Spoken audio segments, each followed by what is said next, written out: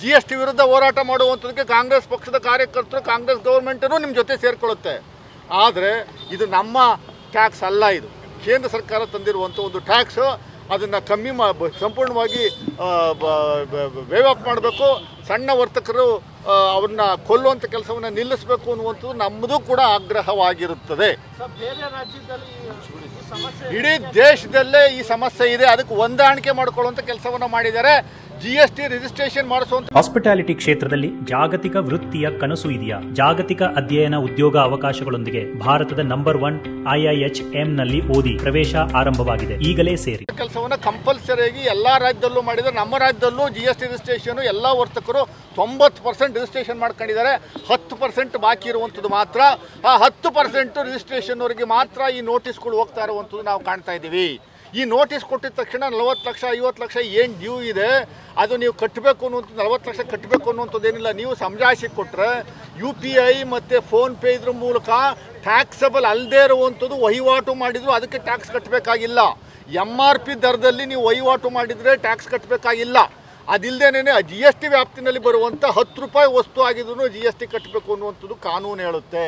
ಅದ್ರ ಪ್ರಕಾರ ಮಾಡ್ತಾ ಇರುವಂಥ ಒಂದು ವ್ಯವಸ್ಥೆ ಇದು. ನಮ್ಮದಕ್ಕೂ ಇದಕ್ಕೂ ಸಂಬಂಧನೇ ಇಲ್ಲ. ಮುಖ್ಯಮಂತ್ರಿಗಳು ನಾಡಿದ್ದು ಮೀಟಿಂಗ್ ಕರೆದವ್ರೆ. ಆಮೇಲೆ ಹಾಲು, ಕೆಲವರು ಹೇಳ್ತಾ ಇದ್ದಾರೆ ಹಾಲಿಗೂ ಟ್ಯಾಕ್ಸ್ ಕೊಡಬೇಕು, ಹಾಲನ್ನು ಬಂದ್ ಮಾಡ್ತಾ ಇದ್ದೀವಿ ಅಂತ. ಹಾಲು ಮಾರುವಂಥವ್ರಿಗೆ ಯಾವ GSTನೂ ಇಲ್ಲ, ಎಲ್ಲೂ ನೋಟಿಸ್ ಕೊಡುವಂಥ ಕೆಲಸವನ್ನು ಮಾಡಿಲ್ಲ, ಸುಳ್ಳು ಹೇಳುವಂಥ ಕೆಲಸವನ್ನು ಮಾಡಬಾರ್ದು. ಅವು ಯಾರೋ ಇವರು ಯಡಿಯೂರಪ್ಪ ಸಾಹೇಬ್ರದ್ದು ಸಿಗ್ನೇಚರ್ ಮಾಡಿ ಚೆಕ್ನು ಕೊಟ್ಟಿದ್ರಲ್ಲ ಸರ್, ಅವ್ರು ಯಾರು ಸರ್ ಅವರು? ಈಗ ನಮ್ಮ BJP ಅಧ್ಯಕ್ಷರು.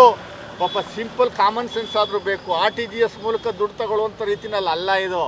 ಸಿದ್ದರಾಮಯ್ಯನವರು ಟ್ಯಾಕ್ಸು ಅಂತ ಅಂತಾರೆ. ನಿಮ್ಗೇನಾದರೂ ಮಾನ ಮರ್ಯಾದೆ? ಯಾರು ಟ್ಯಾಕ್ಸ್? GST ಯಾರ್ದಪ್ಪ ಇದು? ಅದು ಹೇಳಿ ಸರಿಯಾಗಿ. ಪ್ರತಿಯೊಂದಕ್ಕೂ ನಮ್ಮನ್ನೇ ಸಿದ್ದರಾಮಯ್ಯ ಸಾಹೇಬರು ಅದನ್ನು ಹೇಳ್ತಿದ್ರು, ಎತ್ತು ಈತು ಅಂದರೆ ಕೊಟ್ಟಿಗೆ ಕಟ್ಟು ಅನ್ನುವಂಥ ರೀತಿಯಲ್ಲಿ ಜನಗಳಿಗೆ ತಪ್ಪು ಸಂದೇಶವನ್ನು ಕೊಡುವಂಥ ಕೆಲಸವನ್ನು. ಟ್ಯಾಕ್ಸು ಏನೋ ಸಮಸ್ಯೆ ಆದರೆ ಮಾತೆತ್ತಿರು ಸಿದ್ದರಾಮಯ್ಯನವರು ವಿರೋಧ, ಸಿದ್ದರಾಮಯ್ಯನವ್ರ ಬಗ್ಗೆ ತಲೆ ಮೇಲೆ ಹಾಕುವಂಥ ಕೆಲಸವನ್ನು ಮಾಡ್ತಾ ಇದ್ರು. ಇದು ನಮಗೂ ಅದಕ್ಕೂ ಸಂಬಂಧ ಇಲ್ಲ. BJPಯವ್ರಿಗೆ ಏನಾದರೂ ಮಾನ ಮರ್ಯಾದೆ ಇದ್ದರೆ ದಯಮಾಡಿ ಇದನ್ನು ಇಮ್ಮಿಡಿಯೇಟಾಗಿ ನಿಲ್ಲಿಸುವಂಥ ಕೆಲಸವನ್ನು ನೀವು ಕೇಂದ್ರದಿಂದ ಡೈರೆಕ್ಷನ್ ಕೊಡಿಸುವಂಥ ಕೆಲಸವನ್ನು ಮಾಡಿ, ಈ ಸರ್ಕ್ಯುಲರ್ನ ವಾಪಸ್ ತಗೊಳ್ಳುವಂಥ ಕೆಲಸವನ್ನು ಮಾಡಬೇಕು.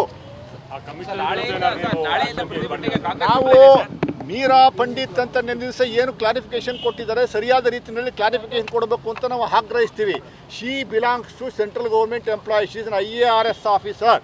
She should not mislead the general public saying that this is involvement of both state and central government ಅಂತ ಹೇಳ್ತಾ ಇರುವಂಥದ್ದು GST ವಿಚಾರದಲ್ಲಿ ಶುದ್ಧ ಸುಳ್ಳು. ಜನರನ್ನ ದಿಕ್ತಪ್ಪಿಸುವಂಥದ್ದಕ್ಕೆ ಸ್ಟೇಟ್ ಗೌರ್ಮೆಂಟ್ ಕೆಟ್ಟ ಹೆಸರು ತರುವಂಥ ಕೆಲಸವನ್ನು ಆ ಮೀರಾ ಪಂಡಿತ್ ಅವರು ಮಾಡಿದ್ದಾರೆ. ಅದಕ್ಕೆ ನಮ್ಮದು ಆಕ್ಷೇಪಣೆ ಇದೆ. ನಾವು ಕಂಪ್ಲೇಂಟನ್ನು ಕೊಡುವಂಥ ಕೆಲಸವನ್ನು ನಾವು ಮಾಡ್ತೀವಿ.